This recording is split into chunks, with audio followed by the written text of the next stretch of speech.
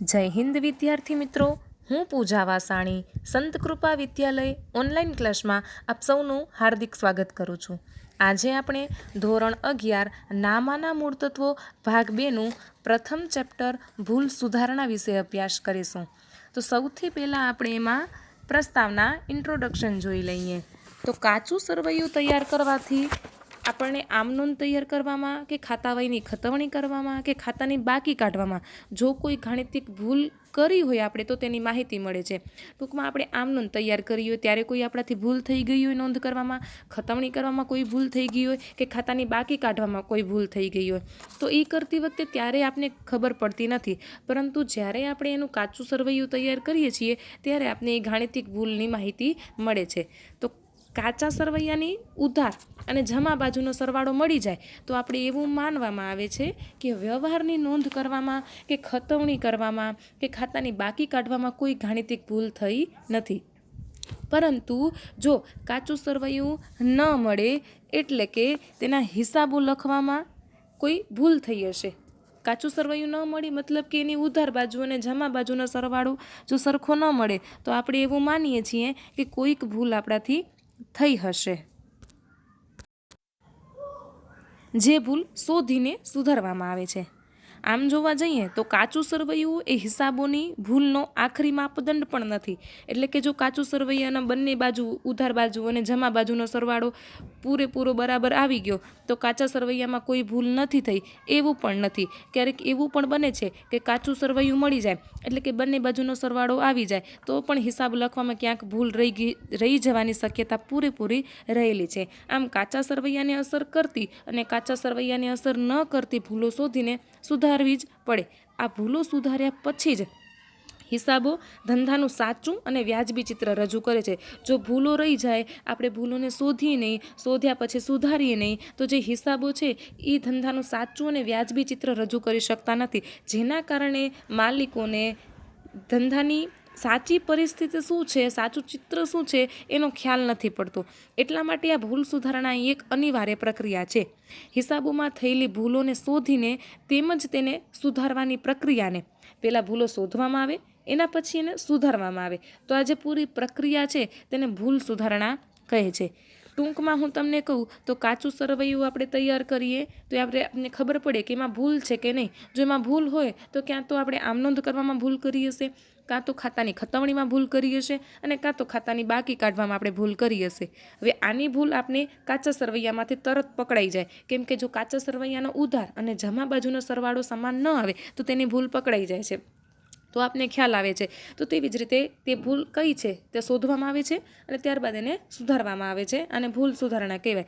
હવે આ તો થઈ કાચા સરવૈયાને લગતી ભૂલો. હવે અમુક ભૂલો કેટલીક એવી છે કે જે કાચા સરવૈયાને ન લગતી હોય, મતલબ કે કાચા સરવૈયાનો સરવાળો બંને બાજુનો સરખો આવી જાય છે છતાં પણ ક્યાંક ભૂલ રહી જાય છે જે આપણે દેખાતી નથી પરંતુ હોય છે. તો તેવી કાચા સરવૈયાને અસર ન કરતી ભૂલો પણ હોય છે. આમ ભૂલો શોધવી અને તેને સુધારવાની પ્રક્રિયાને ટૂંકમાં ભૂલ સુધારણા કહેવામાં આવે છે.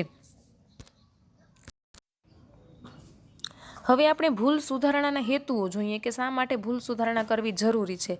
તો પહેલો જ મુદ્દો કે કાચું સરવૈયું તૈયાર કરતા પહેલાં જ્યારે લખેલ હિસાબમાં ભૂલ જણાય ત્યારે તે ભૂલ સુધારવી. આપણે કાચું સરવૈયું તૈયાર કરતાં પહેલાં જ આપણને ખબર પડી જાય કે અહીંયા ભૂલ છે, ભાઈ આમ નોંધમાં છે ભૂલ, ખતવણીમાં ભૂલ છે, ખાતા વહીમાં ભૂલ છે, તો આપણે તરત ભૂલ શોધી અને ભૂલ સુધારી શકીએ. બીજો એનો હેતુ છે કે જે તે હિસાબી વર્ષ માટે કાચું સરવૈયું તૈયાર કર્યા બાદ લખેલ હિસાબમાં ભૂલ જણાય ત્યારે તે ભૂલ સુધારવી. હવે આપણે કોઈ હિસાબી વર્ષ છે, જે તે હિસાબી વર્ષ છે તેનું કાચું સરવૈયું આપણે સંપૂર્ણ તૈયાર કરી દીધું અને કાચું સરવૈયું તૈયાર કર્યા બાદ જે હિસાબ છે એમાં આપને ભૂલ જણાય કે બંનેનો સરવાળો નથી થતો, આપને ખબર પડી કે હવે આમાં ક્યાંક ભૂલ છે તો એ ભૂલ શોધી અને સુધારવી. આ એનો બીજો હેતુ છે. ત્રીજો હેતુ છે કે ભૂલો સુધારી સાચી હિસાબી નોંધો પરથી સાચો નફો કે નુકસાન નક્કી કરવા માટે. હવે જ્યારે આપણે પહેલાંના હિસાબ હતા જેમાં ભૂલ હતી તો એ આપણે ચોખ્ખો નફો, સાચો નફો કે નુકસાન નથી દર્શાવતા. હવે જ્યારે આપણે ભૂલ શોધી લીધી તો એને સુધારવા માટે અમુક હિસાબી નોંધો કરવામાં આવે છે. એના ઉપરથી આપણે સાચો નફો કે નુકસાન શું છે તે જાણી શકીએ, એના માટે ભૂલ સુધારણા કરવામાં આવે છે. ચોથો હેતુ છે કે ભૂલ સુધારણા દ્વારા સાચી હિસાબી માહિતી પરથી જે તે હિસાબી સમયના અંતે પાકું સરવૈયું જે તૈયાર કરવામાં આવે એના ઉપરથી સાચી નાણાકીય સ્થિતિ આપણે જાણી શકીએ. હવે જો ખોટા હિસાબો હશે, ભૂલો શોધવામાં નહીં આવી હોય, એને સુધારવામાં નહીં આવી હોય, તો હિસાબી વર્ષના અંતે જે હિસાબોમાંથી છેલ્લે જે પાકું સરવૈયું તૈયાર કરવામાં આવે એ જે ધંધાની નાણાકીય સાચી સ્થિતિ દર્શાવશે નહીં. એટલા માટે પાકું સરવૈયું સાચી નાણાકીય સ્થિતિ દર્શાવે એના માટે ભૂલ સુધારણા કરવામાં આવે છે. હિસાબી પદ્ધતિના નિયમો પ્રમાણે લખાયેલા હિસાબોની રકમમાં ભૂલ હોય તો તે ભૂસીને સુધારવામાં આવતી નથી. હવે આપણે જેવી રીતે આપણે લેશન કરતા હોઈએ, કોઈક ભૂલ થઈ જાય તો આપણે લખ્યું અને ભૂસીને ફરી પાછું નવું લખી દઈએ, પણ આવું કોઈ ધંધાના હિસાબમાં થતું નથી.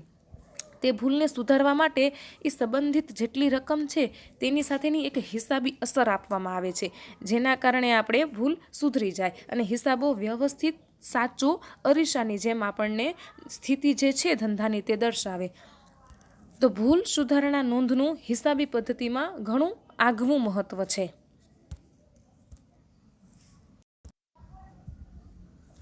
વિદ્યાર્થી મિત્રો, હવે તમને ભૂલ સુધારણા શું છે, શા માટે કરવામાં આવે છે, એની પાછળ કયા હેતુ છુપાયેલા છે એનો ખ્યાલ આવી ગયો હશે. તો હવે આપણે હિસાબી ભૂલોના પ્રકાર જોઈ લઈએ. તો હિસાબી ભૂલો કાચા સરવૈયાને અસર કરે છે કે નહીં, એના અનુસાર એના બે ભાગ પડે છે.